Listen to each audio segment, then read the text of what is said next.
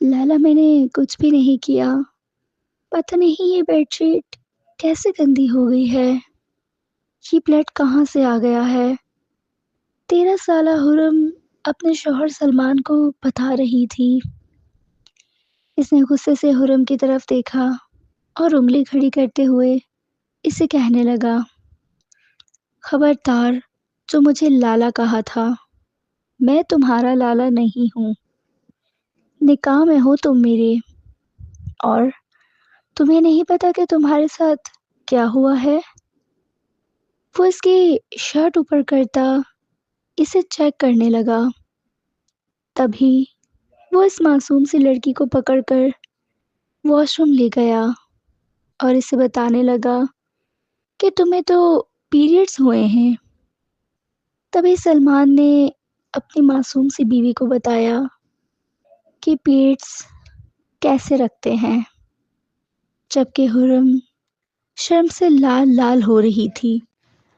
इस वक्त सलमान बहुत ही ज़्यादा गुस्से में था। अपनी शिकस्त पर इसे रह रहकर गुस्से के साथ साथ रोना भी आ रहा था। कैसे मैं बेबस हो गया, कैसे अपनी मोहब्बत से दस्तबरदार हो गया। मेरे माँ बाप ने, मेरे अपनों ने मेरे पाँव में बेड़ियाँ डाल दी, मुझे मेरी मोहब्बत से दूर कर दिया। वो एक अज़्म किए हुए सहन में टहलते हुए सना के बारे में ही सोच रहा था, जो आज हमेशा के लिए इससे बिछड़ गई थी।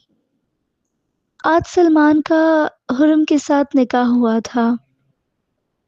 इसकी वो कज़िन जो इससे 12 साल छोटी थी, कल तक जो इसके लिए एक छोटी बच्ची की हैसियत रखती थी, वो इसके लाड उठाता, इसकी मनपसंद चीज़ें लाता, और अब वही बीवी बनकर इसके कमरे में इसका इंतज़ार कर रही थी।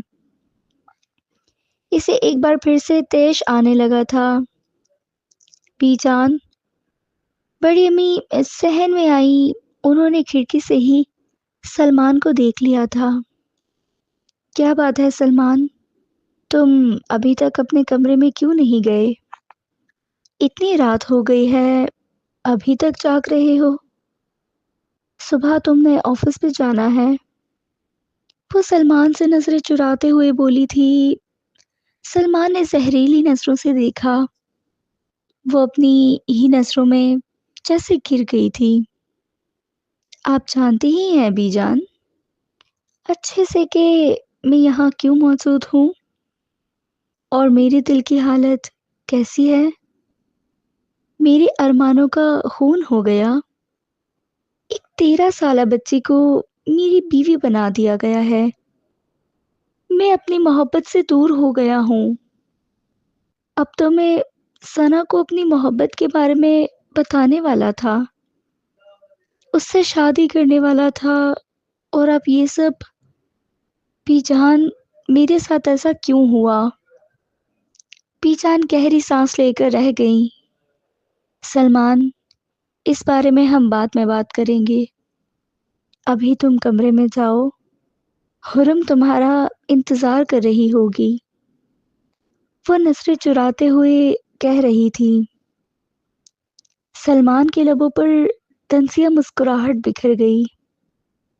बीजान, वो 13 साला बच्ची क्या निकाह और इससे निकाह से जुड़े हुए तकाज़ों को समझती है, जो आप बार बार इसे मेरी बीवी कह रही हैं? वो तो ये भी नहीं जानती होगी कि इसकी जिंदगी में कितनी बड़ी तब्दीली आ गई है। वो सर झटकते हुए बोला था। बीजान कुछ कहे बगैर वहां से चली गई। इनके जाने के बाद भी काफी देर तक सलमान सहन में बैठा रहा, और फिर थक कर वो अपने कमरे में आ गया। जैसे ही दरवाजा खोला तो इसे एक शदीद झटका लगा। हुर्रम इसी बेड पर सजी संवरी बेड की पुश्त के साथ टेक लगाकर बैठी थी, और गालिबन वहीं बैठे बैठे सो गई थी। اس وقت اس نے سرخ رنگ کا فراک پہنا ہوا تھا۔ اس کے چہرے پر میک اپ بھی تھا اور جویلری بھی۔ اپنی عمر سے وہ کافی بڑی لگ رہی تھی اور بلا شبہ بہت خوبصورت بھی تھی۔ ایک پل کو سلمان ٹھٹک کر رہ گیا، مگر اگلے ہی پل اس کے وجود میں تیش کی لہر دوڑ گئی۔ وہ حرم کے پاس جا کر اسے بازو سے پکڑ کر جھنجھوڑنے لگا۔ حرم بری طرح سے گھبرا گئی تھی۔ لالا آپ؟ حرم کے منہ سے ان الفاظ کا نکلنا ہی تھا کہ سلمان نے انگلی اٹھا کر اسے وارننگ دینے والے انداز میں کہا، دوبارہ مجھے اس طرح سے لالا مت کہنا، اور نہ ہی اس طرح سچ سنور کر میرے سامنے آنا۔ مجھے یہ سستی ادائیں پسند نہیں ہیں۔ اور کس سے تمہیں یہ تیار کیا؟ کس نے یہ سب تمہیں بتایا؟ بتاؤ مجھے۔ یہ سب تو مجھے آمنہ بھابھی نے دیا ہے۔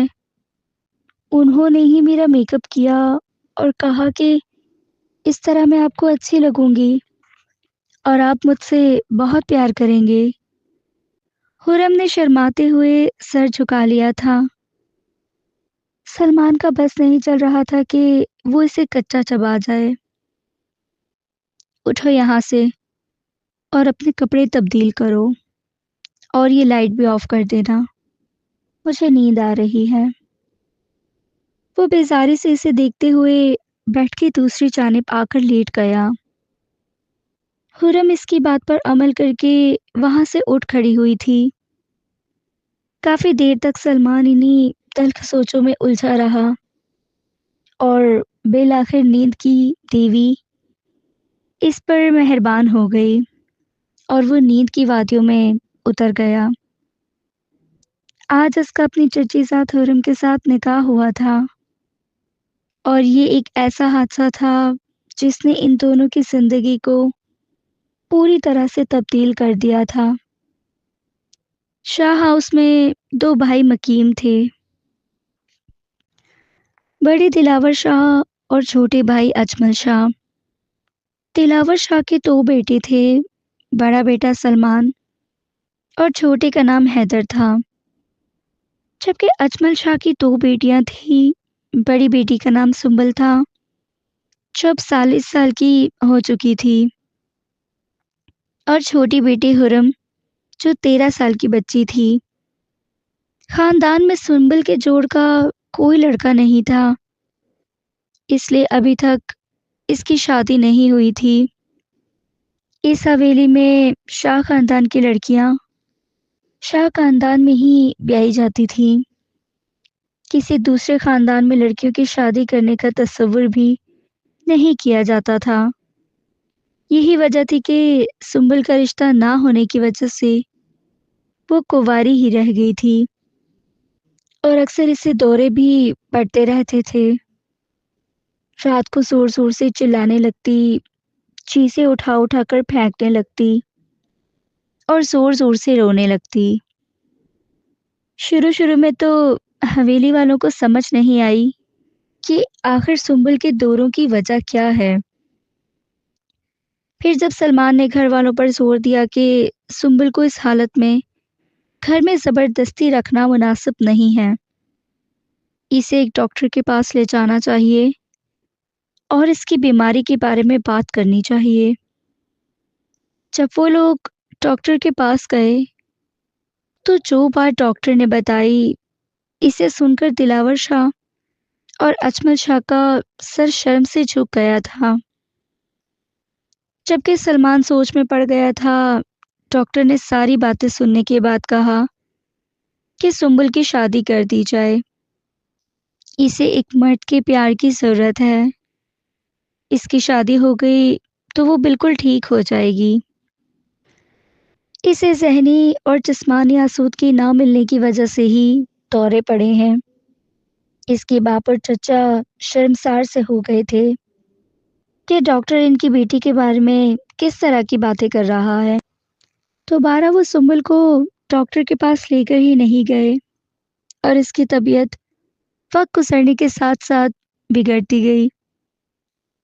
سلمان نے اپنے گھر والوں پر بہت زور دیا کہ وہ سنبل کی شادی کر دیں، خاندان میں نہ صحیح، خاندان سے باہر ہی صحیح۔ سنبل کے لیے بہت سے رشتے مل جائیں گے، مگر اس کے چچا اور ابو نے سنتے ہی صاف انکار کر دیا۔ اگر شاہ خاندان سے رشتہ آتا ہے تو ہم سنبل کی کل کے بجائے آج ہی شادی کر دیں گے، مگر کسی اور میں شادی کرنا ہمارے لیے بہت بڑی شرم کی بات ہے، اور تم بھی سلمان اس بات کو جتنا اچھے سے ہو سکے سہن نشین کر لو۔ ہمارے بعد تم نے ہی انہی رواجوں کو آگے لے کر چلنا ہے۔ نہ غیر خاندان کی لڑکی اس خاندان میں آئے گی اور نہ ہی اس خاندان سے باہر جائے گی۔ سلمان کو ان ریت رواجوں سے کوئی دلچسپی نہیں تھی، وہ تو ان باتوں کو سرے سے مانتا ہی نہیں تھا۔ سنبل بگڑتی ہوئی حالت دیکھ کر اس کے باپ بھی طبیعت بگڑنے لگی تھی۔ 2 بار انہیں ہارٹ اٹیک آ گیا تھا۔ ڈاکٹرز نے کہا تھا کہ دلاور شاہ کو علاج معالجے کے ساتھ ساتھ آرام اور سکون کی بھی ضرورت ہے۔ ایسی باتیں ان سے دور رکھی جائیں جو ان کے لیے پریشانی کا باعث بنتی ہوں۔ ان کی پریشانی کی وجہ تو سنبل تھی، اور پھر حرم۔ نہ تو سنبل کے جوڑ کا کوئی رشتہ خاندان میں تھا اور نہ ہی حرم کا۔ یہ سوچ دلاور شاہ کی نیندیں اڑ گئی تھی۔ سنبل تو 40 سال کی ہو چکی تھی، اس کی زندگی کی ساری خوشیاں جیسے اسے روٹ چکی تھیں۔ دن بدن اس کی بگڑتی حالت دیکھ کر دلاور شاہ کی بھی طبیعت مزید بگڑنے لگی تھی، اور ایک بار پھر انہیں ہارٹ اٹیک ہوا تھا۔ اس بار ڈاکٹر نے اپنی طرف سے مایوسی کا اظہار کر دیا تھا۔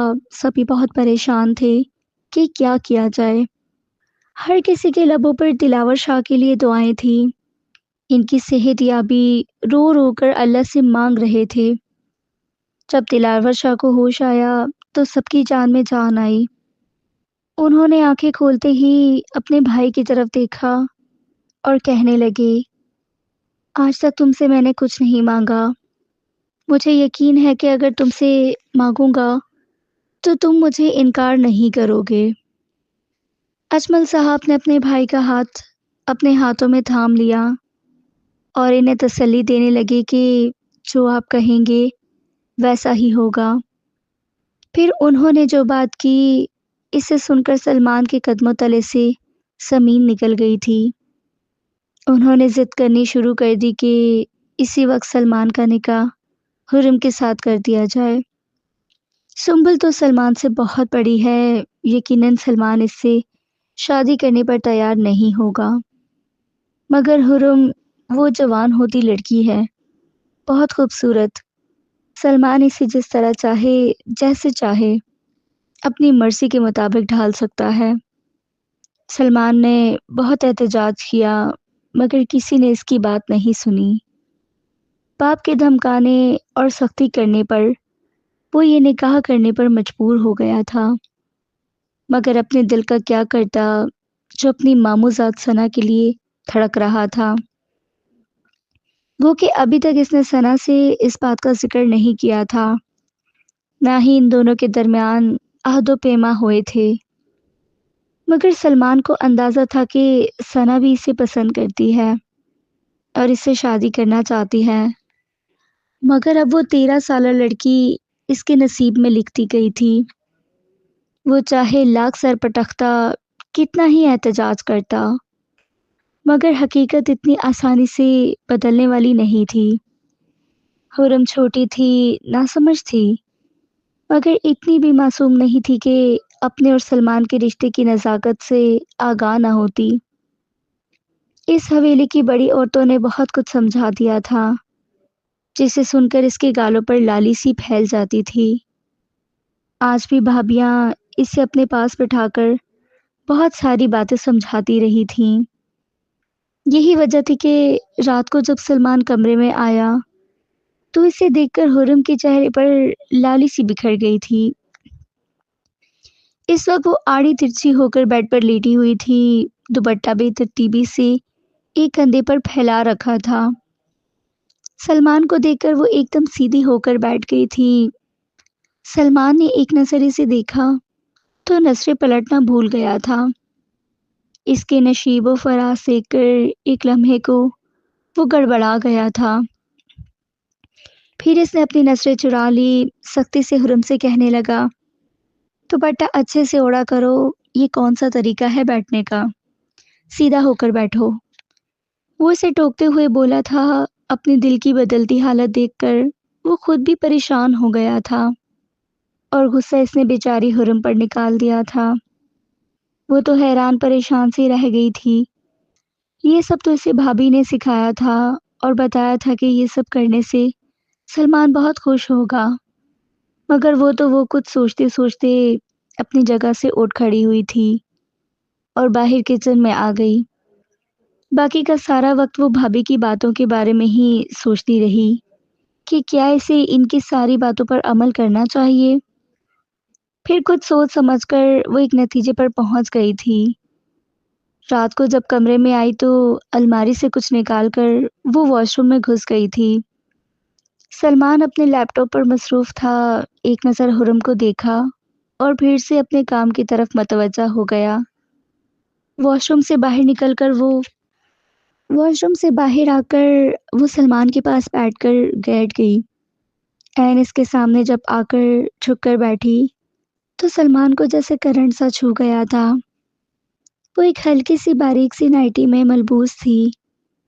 بال کھلے ہوئے تھے اور سہمے ہوئے انداز سے وہ سلمان کو دیکھ رہی تھی۔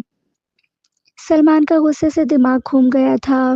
اس کا دل چاہا کہ وہ ایک زوردار تھپڑ اس کے چہرے پر رسید کرے۔ آج تک حویلی میں ایسے کپڑے پہننے کی کسی کی جرت نہیں ہوئی تھی، اور یہ کل کی لڑکی اتنی ہمت کہاں سے لائی ہوئی؟ تم یہ سب کون ہے تمہیں سکھا رہا ہے؟ سلمان کے دھارنے پر وہ ایک بار پھر سے گھبرا گئی تھی۔ یہ سب بھابھی نے۔ سلمان نے ایک نظر اسے دیکھا اور پھر اپنا سامان وہیں پر چھوڑ کر اسے بازو سے پکڑ کر واش روم میں لے کر گیا۔ اپنا حلیہ انسانوں کی طرح بنا کر میرے سامنے آیا کرو۔ اب اگر تم نے بازاری عورتوں کی طرح مجھے اپنی طرف مائل کرنے کی کوشش کی تو مجھ سے برا کوئی نہیں ہوگا۔ اپنی عمر دیکھو اور اپنی حرکتیں دیکھو، اور یہ بھابھی، ان کو تو میں اچھے سے سمجھ لوں گا۔ حرم بری طرح سے ڈر گئی تھی۔ دوبارہ اس نے بھابھی کی کسی بات پر عمل کرنے سے توبہ کر لی تھی۔ سلمان لاکھ چاہنے کے باوجود بھی بھابھی سے کچھ نہیں کہہ پایا تھا۔ اب ان سے کیا کہتا کہ وہ اس کی بیوی کو اسے اپنی طرف مائل کرنے کے ہتھ کنڈے مت سکھائیں۔ ایسا کہہ کر وہ سب کی نظروں میں خود کو ہی مجرم بنا دیتا۔ بی جان اور بابا بار بار اسے ایک ہی بات کہتے تھے کہ تم حرم کو اپنی بیوی کے روپ میں قبول کر لو، اور تب وہ انہیں محض دیکھ کر رہ جاتا۔ دلاور شاہ کے گھر آنے کے بعد کچھ دن تک صحت یاب رہے تھے، اور پھر وہ ایک دن سب کو روتا دھوتا چھوڑ کر اس دنیا سے چلے گئے۔ ان کے مرنے کے بعد ان کی دونوں بیٹیاں بہت روئی تھی۔ ان کی بیوی کا بھی غم کے مارے برا حال تھا۔ سلمان کو بھی ان کی موت کا بہت افسوس تھا، اور وہ بھی ان سے بے تحاشا محبت کرتا تھا، مگر اب ان کی وجہ سے اس کی زندگی میں جو اتنی بڑی تبدیلی آئی تھی، وہ دل ہی دل میں ان سے خفا بھی تھا۔ کیا ہوتا اگر وہ اچانک سے اتنا بڑا فیصلہ نہ کرتے، مناسب وقت کا انتظار کر لیتے۔ جب حرم کی شادی کا وقت ہوتا تو ہو سکتا تھا تب کوئی اچھا رشتہ مل جاتا، اور یہ سنبل، اس کی بھی ان کے گھر والوں نے پوری زندگی برباد کر دی۔ سنبل کی پتھرائی ہوئی آنکھیں اور زرد پڑتا چہرہ دیکھ کر اسے ہمیشہ ہی بہت افسوس ہوتا تھا۔ آہستہ آہستہ سب دلاور شاہ کی موت کے غم سے نکل آئے تھے اور اپنے معاملات میں مصروف ہو گئے تھے۔ سلمان نے نوٹ کیا تھا کہ اب حرم اپنی کتابیں کھول کر نہیں بیٹھتی تھی۔ نہ کبھی اسے پڑھتے دیکھا، نہ کبھی بچوں کے ساتھ کھیلتے ہوئے، بلکہ سلمان سے نکاح سے پہلے وہ چھوٹے بچوں کے ساتھ بچہ بن کر ہی کھیلتی رہتی تھی، اور اب اچانک سے ہی نہ جانے اس میں اتنی سنجیدگی کیسے آ گئی تھی۔ سلمان کی سختی کرنے پر ہی وہ دوبارہ اسکول جانے پر تیار ہوئی تھی، ورنہ تو اس کا پڑھائی اور ہر چیز سے ہی دل اچاٹ گیا تھا۔ ایک دن سلمان کام کر رہا تھا کہ اس کے سر میں درد ہونے لگا۔ اس کا دل چاہا کہ وہ حرم سے کہے کہ چائے بنوا لے، حرم چائے بہت اچھی بناتی تھی اور سلمان کو اس کے ہاتھ کی چائے بہت پسند تھی۔ حرم کو آواز دینے کے لیے جب اس نے نظر اٹھا کر دیکھا تو حرم کہیں بھی نظر نہیں تھی۔ وہ کافی دیر تک اس کا انتظار کرتا رہا۔ آخر وہ کہاں جا سکتی ہے؟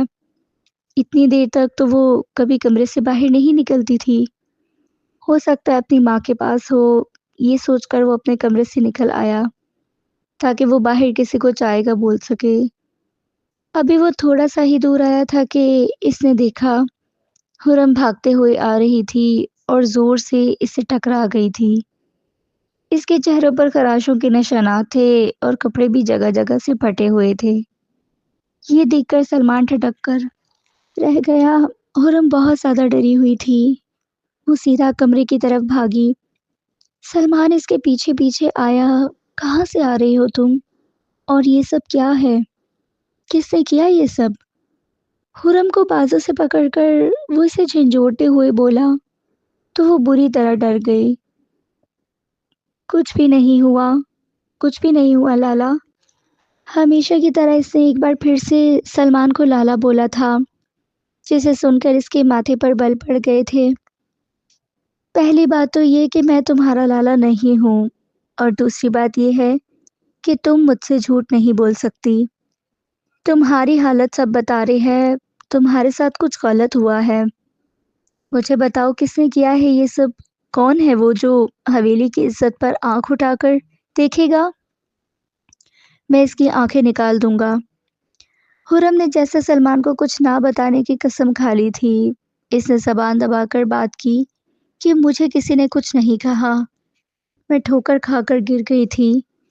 تو پھر تمہارے چہرے پر یہ خراشیں اور یہ کپڑے، یہ سب کیسے ہوا؟ حرم اس کا جواب دیے بغیر جلدی سے واش روم میں بھاگ گئی تھی۔ پھر اپنا حلیہ تبدیل کر کے وہ باہر نکلی۔ اب سلمان نے اسے کچھ نہیں کہا، وہ خود اپنے لیے چائے بنانے کچن میں چلا گیا۔ اس وقت اسے کوئی بھی ملازم باہر نظر نہیں آ رہا تھا جس سے وہ چائے بنانے کا کہتا، اس لیے خود ہی اپنے لیے چائے بنانے لگا۔ اس کا ذہن مسلسل الجھا ہوا تھا کہ حویلی میں کون ہو سکتا ہے جو یہ کام کرے۔ کیا حویلی کے کسی فرد نے یہ حرکت کی ہے یا پھر کسی ملازم نے؟ جو بھی ہے میں اسے نہیں چھوڑوں گا۔ کئی دن بیت گئے، دوبارہ ایسی کوئی بھی غیر معمولی بات نہیں ہوئی اور نہ حرم دوبارہ رات میں کمرے سے باہر نکلی۔ نہ جانے کیوں سلمان کو ایسا محسوس ہوتا تھا کہ حرم کسی سے ڈر چکی ہے۔ جب بھی دروازے پر ذرا کھٹکا ہوتا تو وہ چونک کر دروازے کو دیکھنے لگتی۔ جب بھی کوئی کمرے میں آتا تو وہ گھبرا کر اٹھ کھڑی ہوتی۔ نہ جانے اسے کس بات کا ڈر تھا، وہ کس سے خوفزدہ تھی۔ سلمان اس سے پوچھ پوچھ کر تھک چکا تھا، مگر وہ کوئی بات بتانے پر تیار ہی نہیں تھی۔ دن مہینوں میں اور مہینے سالوں میں بدلتے گئے۔ اب 2 سال کا عرصہ بیت گیا تھا کہ اب حرم اپنی عمر سے کافی بڑی اور سمجھدار ہو گئی تھی۔ دیکھنے میں وہ بہت خوبصورت ہو گئی تھی۔ اب وہ پہلے کی طرح نہ تو بے وقوفیاں کرتی تھی اور نہ سلمان کو ذرا ذرا سی بات پر زج کرتی تھی، بلکہ اب وہ اس کے چھوٹے چھوٹے کام اپنے ہاتھوں سے کرتی تھی۔ سلمان لاشعوری طور پر اس کی طرف متوجہ ہونے لگا تھا، مگر ابھی تک سلمان نے اسے اس کا حق نہیں دیا تھا، کیونکہ اس کی نظر میں وہ ابھی تک بچی تھی۔ وقت کسی کے لیے نہیں رکنا چاہیے، دل کے زخم برے ہوں یا روح پر لگی خراشیں۔ کیری شاہ ہاؤس کی وسیع و عریض حویلی میں بھی وقت گزر رہا تھا، مگر یہاں کی فضاؤں میں ایک عجیب سی گھٹن اور پراسراریت نے ڈیرے ڈال لیے تھے۔ ان 2 سالوں میں حرم کی شخصیت میں جو خاموشی آئی تھی وہ اب ایک گہرے سکوت میں بدل چکی تھی۔ وہ 13 سال کی بچی جسے کہہ کہہ صحن میں گونجتے تھے، اب ایک 18 سالہ ایسی عورت بن چکی تھی جس کی آنکھیں بولنا بھول گئی تھیں۔ اس کے سراپے میں ایک ایسی کشش آ گئی تھی جسے دیکھ کر سلمان کے دل میں ہلچل مچ جاتی تھی، مگر اس کا غرور اور غصہ اس کشش پر حاوی رہتا۔ سلمان اب بھی اسے اپنا حق دینے کو تیار نہیں تھا۔ اس کے لیے وہ اب بھی وہی بچی تھی جو زبردستی اس کے پلے باندھ دی گئی تھی۔ ان کے درمیان کوئی تعلق نہیں تھا سوائے ایک ہی کمرے میں خاموشی بانٹنے کے۔ سلمان اب بھی اس سے بے رخی برتتا، اس سے کوئی وعدہ نہ کرتا، نہ ہی اسے اپنی زندگی کا حصہ تسلیم کرتا۔ اس کا معمول بن گیا تھا کہ وہ آفس سے دیر لوٹتا اور گھر آ کر بھی لیپ ٹاپ میں مگن رہتا تاکہ اسے حرم کے چہرے کی طرف نہ دیکھنا پڑے۔ مگر پچھلے کچھ عرصے سے سلمان کے دل میں ایک شک کا ایک بیج بون دیا گیا تھا۔ اسے رہ رہ کر وہ پرانا منظر یاد آتا جب حرم پھٹے ہوئے کپڑوں اور خراش زدہ چہرے کے ساتھ کمرے میں آئی تھی۔ اس دن کے بعد وہ اسے مسلسل حرم پر نظر رکھنے لگا تھا، مگر وہ نظر محبت کی نہیں بلکہ شک اور تفتیش کی تھی۔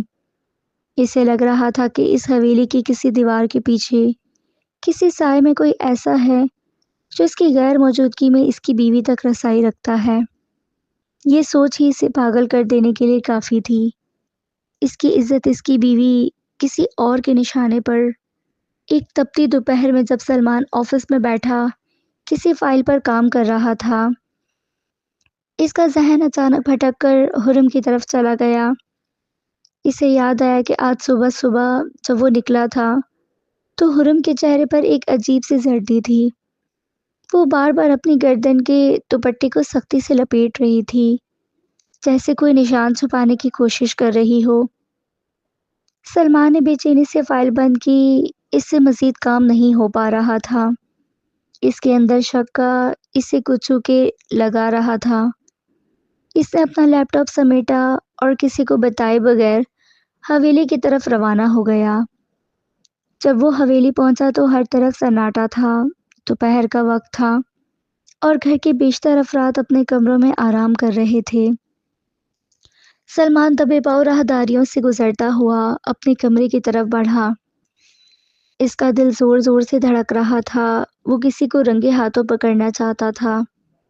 وہ اس سائے کو بے نقاب کرنا چاہتا تھا جو حرم کے تعاقب میں رہتا تھا۔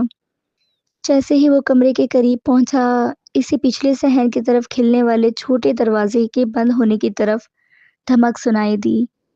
وہ تیزی سے اس طرف لپکا، ابھی وہ وہاں پہنچا ہی تھا کہ سامنے سے حرم آتی ہوئی دکھائی دی۔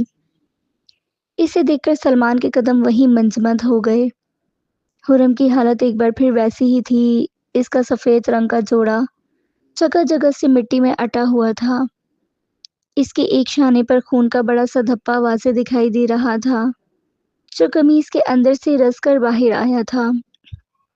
اس کے بال بکھرے ہوئے تھے اور آنکھوں میں وہی پرانی وحشت تھی جو 2 سال پہلے اس نے دیکھی تھی۔ اسے دیکھ کر ایسا لگتا تھا جیسے وہ ابھی بھی کسی درندے کے چنگل سے چھوٹ کر آئی ہو۔ سلمان نے ایک گہری سانس لی، اس کی آنکھوں میں خون اتر آیا۔ اس نے آگے بڑھ کر حرم کا بازو اتنی سختی سے دبوچا کہ اس کے منہ سے ایک دبی دبی سسکی نکل گئی۔ یہ کیا ہے حرم؟ سلمان کی آواز گرج کی طرح صحن میں گونجی۔ یہ خون کہاں سے آیا؟ اور تم اس وقت باہر کیا کر رہی تھی؟ حرم نے کانپتے ہوئی نظروں سے سلمان کو دیکھا۔ اس کے ہونٹ لرز رہے تھے مگر وہ ایک لفظ بھی نہ بولی۔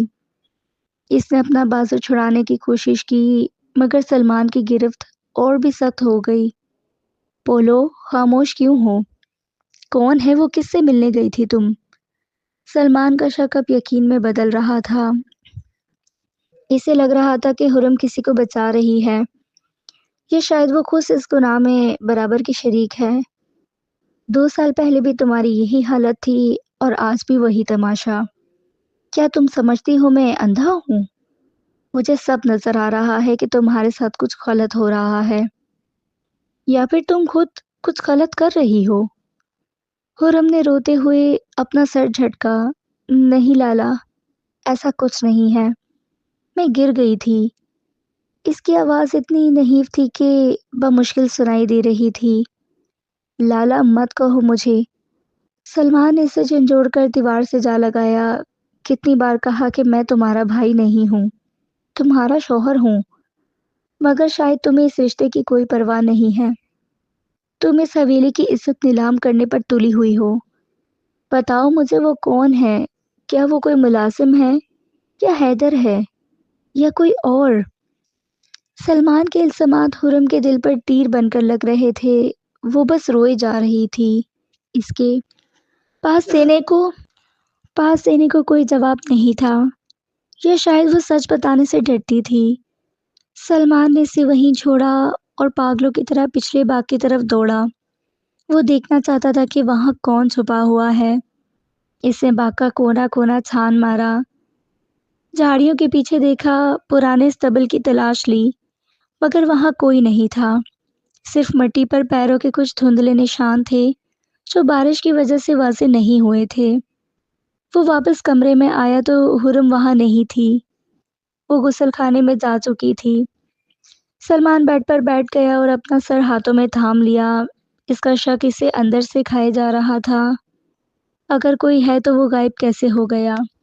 کیا حرم اسے بھگا دیتی ہے، یا وہ خود اتنا چالاک ہے کہ میرے آنے سے پہلے ہی روپوش ہو جاتا ہے؟ تھوڑی دیر بعد حرم باہر نکلی۔ اس نے کپڑے بدل لیے تھے، مگر اس کے چہرے کی زردی اور آنکھوں کا خوف اب بھی برقرار تھا۔ وہ خاموشی سے کمرے کے کونے میں صوفے پر جا بیٹھی۔ سلمان نے اسے غصے بھری نظروں سے دیکھا۔ تم یہ مت سمجھنا کہ میں خاموش بیٹھ جاؤں گا۔ سلمان نے اسے وارننگ دینے والے انداز میں کہا کہ میں تمہیں رنگے ہاتھوں پکڑوں گا۔ حرم، اور جس دن میں نے اس شخص کو دیکھ لیا، وہ دن اس حویلی میں اس کا آخری دن ہوگا، اور تمہارا بھی۔ حرم نے نظریں اٹھا کر سلمان کو دیکھا۔ اس کی آنکھوں میں ایک دکھ تھا، ایک ایسی التجا تھی جیسے وہ کہنا چاہ رہی ہو کہ اب جو سوچ رہے ہیں وہ سچ نہیں ہے، مگر اس کے لب اب بھی سلے ہوئے تھے۔ سلمان کو اس کی اس خاموشی سے اور بھی زیادہ چڑ ہونے لگی تھی۔ رات کا کھانا میز پر لگ چکا تھا، مگر سلمان نے کچھ نہیں کھایا۔ وہ مسلسل حرم کی حرکات و سکنات کا جائزہ لے رہا تھا۔ اسے محسوس ہوا کہ گھر کے باقی افراد بھی کچھ چھپا رہے ہیں۔ بی جان کی نظریں بار بار حرم کے چہرے پر پڑتی تھی اور وہ ایک لمبی آہ بھر کے رہ جاتی تھی۔ حیدر بھی کچھ سہما سہما سا لگ رہا تھا۔ سلمان کو یقین ہو گیا کہ اس حویلی میں ایک بہت بڑا راز دفن ہے جس کا مرکز حرم ہے۔ اگلے کئی دن سلمان نے یہی معمول بنا لیا۔ وہ آفس آتا، مگر چند گھنٹوں بعد واپس آ جاتا۔ وہ چھپ چھپ کر حرم کا پیچھا کرتا۔ وہ دیکھتا کہ حرم سارا دن کیا کرتی ہے۔ وہ نوٹ کرتا کہ جب وہ گھر میں نہیں ہوتا تو حرم اکثر پچھلے صحن کی طرف جاتی ہے۔ وہاں گھٹنوں کھڑی رہتی ہے جیسے کسی کا انتظار کر رہی ہو، مگر جیسے ہی سلمان کی گاڑی کی آواز آتی وہ تیزی سے اندر بھاگ آتی۔ اس دوران سلمان کا رویہ حرم کے ساتھ مزید تلخ ہو گیا۔ اس نے اس سے بات کرنا بالکل چھوڑ دیا۔ اگر حرم کبھی اس کے قریب آنے کی کوشش کرتی یا اسے پانی کا گلاس دیتی تو وہ اسے جھڑک دیتا۔ اسے لگتا کہ حرم کی چھوٹی ہوئی ہر چیز ناپاک ہے۔ وہ اسے کوئی وعدہ نہیں کرتا تھا کہ وہ اسے تحفظ دے گا یا اسے اس مصیبت سے نکالے گا، کیونکہ اسے شک تھا کہ حرم خود اس مصیبت کا حصہ ہے۔ ایک رات جب بارش موسلا دھار برس رہی تھی اور آسمان بجلی کے کڑکنے سے لرز رہا تھا، سلمان کی آنکھ اچانک کھلی۔ اس نے دیکھا کہ بستر کا دوسرا پہلو خالی تھا۔ حرم کمرے میں نہیں تھی۔ سلمان کے دل کی دھڑکن تیز ہو گئی۔ اس نے گھڑی دیکھی، رات کے 2 بج رہے تھے۔ اس نے تیزی سے اپنی چادر اوڑھی اور کمرے سے باہر نکلا۔ راہداری میں اندھیرا تھا، صرف بجلی کی چمک سے کبھی کبھی روشنی ہو جاتی تھی۔ اس نے دیکھا کہ پچھلا دروازہ آدھا کھلا ہوا تھا۔ سلمان کے تن بدن میں آگ لگ گئی۔ آج میں اسے نہیں چھوڑوں گا، آج اس کا سارا سچ سامنے آ جائے گا۔ وہ بارش میں بھیگتا ہوا پچھلے باغ کی طرف گیا۔ وہاں درختوں کے جھنڈ کے پاس سے اسے کسی سائے دکھائی دیے۔ وہ 2 لوگ تھے، ایک حرم تھی اور دوسرا ایک قد اور سایہ۔ وہ دونوں بہت قریب کھڑے تھے اور وہ شخص حرم کے کندھے پر ہاتھ رکھے ہوئے کچھ کہہ رہا تھا۔ حرم سسکیاں لے رہی تھی۔ سلمان کی آنکھوں کے سامنے اندھیرا چھا گیا۔ اس کا شک سچ ثابت ہو گیا تھا۔ اس نے زمین سے ایک بھاری لکڑی اٹھائی اور ان کی طرف لپکا۔ مگر اس سے پہلے کہ وہ وہاں پہنچتا وہ سایہ گھنی جھاڑیوں میں غائب ہو گیا۔ خرم وہیں زمین پر بیٹھ کر رونے لگی۔